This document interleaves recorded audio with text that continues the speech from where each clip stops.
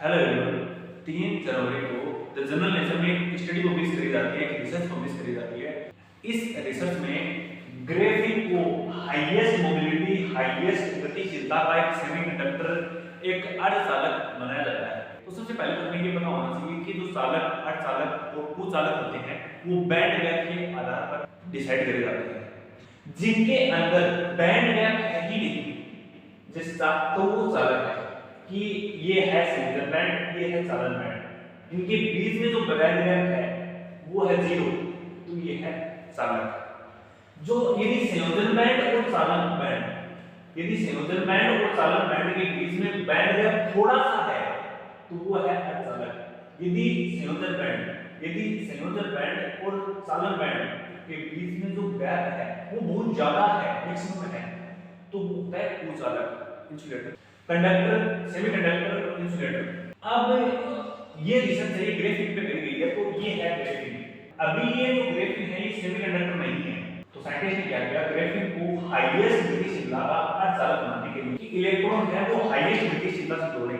इसके लिए साइंटिस्ट ने क्या किया कि इस ग्रेफिन को सिलिकॉन कार्बाइड पर रख दिया, सिलिकॉन कार्बाइड पर इस ग्रेफिन को रख दिया, जिसको कहते हैं हम एपिग्रेफिन। एपिग्रेफिन क्या होता है, जैसे ये सिलिकॉन कार्बाइड है तो इसके ऊपर हमने पतली परत बनाने के लिए एपिग्रेफिन को रख दिया, ताकि ग्रेफिन पर जो इलेक्ट्रॉन है वो ज्यादा से ज्यादा हो सके, जो इलेक्ट्रॉनों की गतिशीलता है वो ज्यादा से ज्यादा हो सके।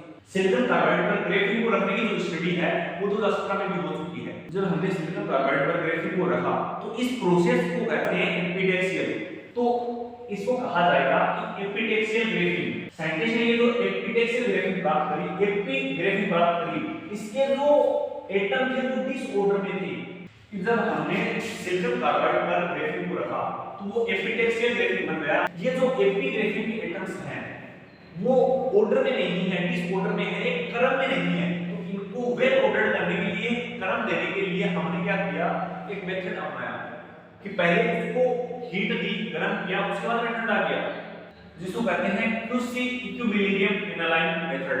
अब ये जो एपिग्रेफिन है, वेल ऑर्डर्ड एपिग्रेफिन, ये जो एपिग्रेफिन है इसका जो बैंड गैप है वो 0.6 है। ये जो बैंड गैप है वो 0.6 है, जो सिलिकॉन से भी कम है। सिलिकॉन जो अर्धचालक है उसका जो बैंड गैप है वो 1.1 इलेक्ट्रॉन वोल्ट है, और जो ग्रेफिन का है वो 0.6 इलेक्ट्रॉन वोल्ट है। और ये जो साइंटिस्ट ने एपिग्रेफिन प्राप्त करी है, जो एपिग्रेफिन है उसकी गतिशीलता है, उसकी जो मोबिलिटी है वो सिलिकॉन से 10 गुना ज्यादा है, और एग्जैक्ट गतिशीलता, एग्जैक्ट मोबिलिटी है वो 5000 सेमी स्क्वायर पर वोल्ट पर सेकंड है।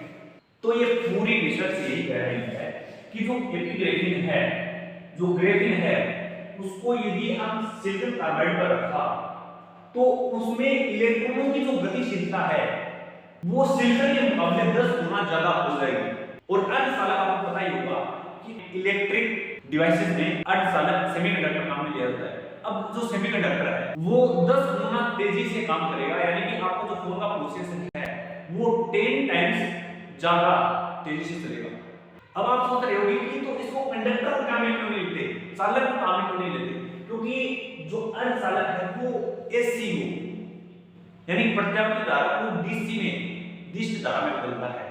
ये रिसर्च ये बता रही है कि जो ग्रेफिन है उसको सिलिकॉन कार्बाइड पर रखकर उसकी हाईएस्ट गतिशीलता, उसके इलेक्ट्रॉनों की हाईएस्ट गतिशीलता प्राप्त करी है।